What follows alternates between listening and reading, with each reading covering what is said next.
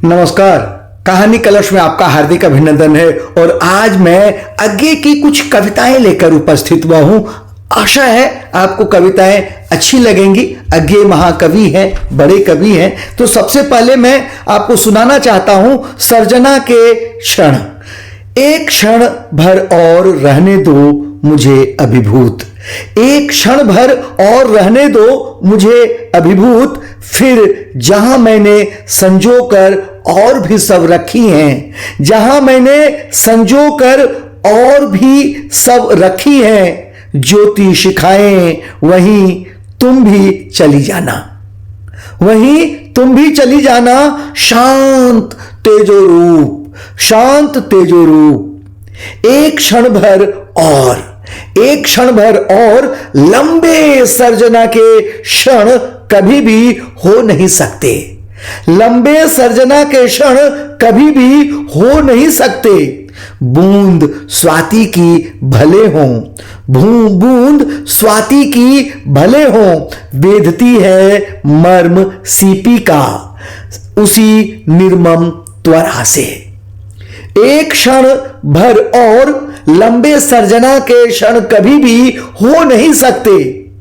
बूंद स्वाति की भले हों, बूंद स्वाति की भले हों, बेधती है मर्म सीपी का उसी निर्मम त्वरा से, बेधती है मर्म सीपी का उसी निर्मम त्वरा से। वज्र जिससे फोड़ता है चट्टान को, वज्र जिससे फोड़ता है चट्टान को, भले ही फिर व्यथा के तम में बरस पर बरस बीते हैं, फिर भी भले ही फिर व्यथा के तम में बरस पर बरस बीते, एक मुक्ता रूप को पकते, एक मुक्ता रूप को पकते, बरस पर बरस बीते, एक मुक्ता रूप को पकते। अगली कविता है, देखिए सुनिए। शब्द और सत्य। यह नहीं कि मैंने सत्य नहीं पाया था, यह नहीं कि मैंने सत्य नहीं पाया था, यह नहीं कि मुझको शब्द अचानक कभी कभी मिलता है। दोनों जब तक सम्मुख आते ही रहते हैं।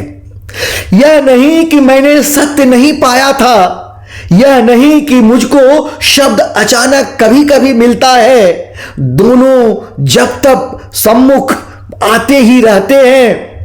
प्रश्न यही रहता है, प्रश्न यही रहता है, दोनों जो अपने बीच एक दीवार बनाए रहते हैं, मैं कब कैसे उनके अनदेखे उनमें सेंध लगा दूं।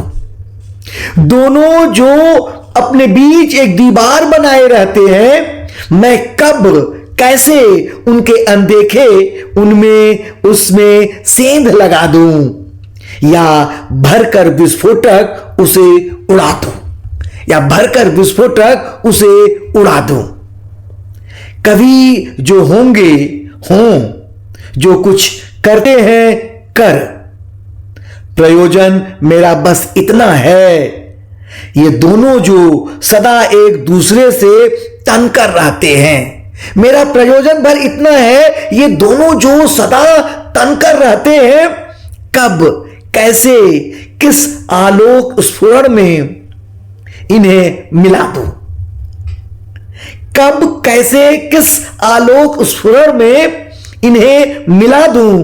दोनों जो हैं बंधु सखा चिर सहचर मेरे, दोनों जो हैं बंधु सखा चिर सहचर मेरे, चिर सहचर मेरे। बहुत बहुत धन्यवाद।